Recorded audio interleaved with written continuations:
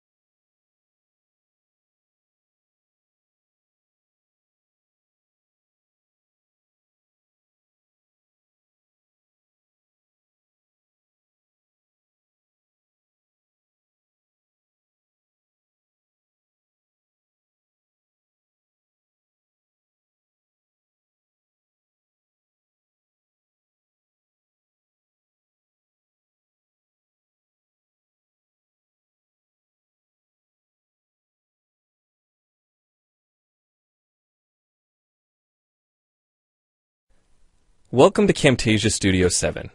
If you're new to Camtasia Studio and you want to get started quickly, you're in the right place.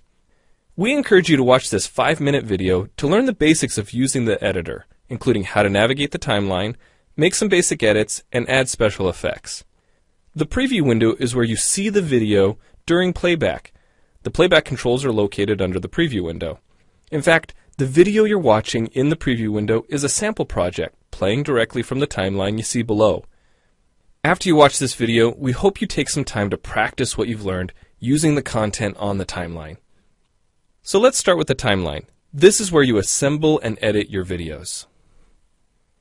At the top of the timeline, Tick marks represent time in terms of minutes and seconds. When building a video, you'll work in a horizontal manner, beginning from the left and moving sequentially through time towards the right. To make precise cuts and selection, use the zoom slider to magnify the view of the timeline. And when adding elements to your video, such as a call-out or audio clips, these are placed on different tracks. Tracks are created automatically, when you need them, when elements are added to the timeline. So depending on your video, you may be working with several tracks at one time. To change the position of an element on the timeline, just drag it. To change the length of an element, drag the edges in either direction.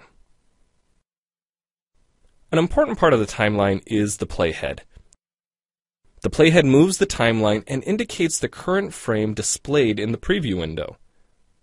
To view your video, click play in the preview window. Notice how the video and the timeline's playhead stay in sync? Click anywhere on the timeline and the playhead moves to that point. The green section of the playhead is called the in point. Click and drag the in point to make the beginning of a selection. The red section of the playhead is called the out point. Just click and drag the out point to make the end of a selection. To bring the sections of the playhead back together, double-click the gray playhead. To split a video clip, position the playhead at the desired location and click the split button. And if you want to remove a portion of your video, make a selection with the in and out points, then click the cut button. If you make a mistake while editing, click the undo button. Next, we'll look at the clip bin and the library. The clip bin holds recordings, audio files, images, and title slides being used in the project you're currently working on. Then there's the library. It stores video clips, intros, callouts, title slides, and other elements that you want to use from project to project. The library is also pre-populated with professional animations, music, sound effects, and other content you can use in your video for free. To add your own clips or video sequences to the library, make a selection on the timeline, right-click, and choose Add to Library. To include clips and other elements in your video, drag them from the clip bin or library and drop them onto the timeline. The tabs located above the timeline are task pages used for adding and editing special effects. You can add callouts to emphasize a key point. You can insert a transition between clips for a professional look. Apply zoom and pan effects to focus on important details. And draw attention to the cursor by changing the color, size, and more. If you double-click an element on a track, the playhead moves to the beginning of that element, and its task page opens, allowing you to make edits to that element. So we've shown you a few ways you can navigate and edit your video. But how do you get content into your video?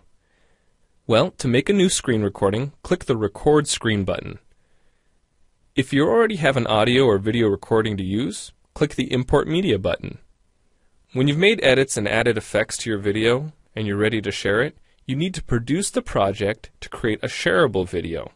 Click the Produce and Share button, step through the wizard, and Camtasia Studio creates a viewer-friendly, shareable MP4 file ready to upload to screencast.com, your blog, or a website.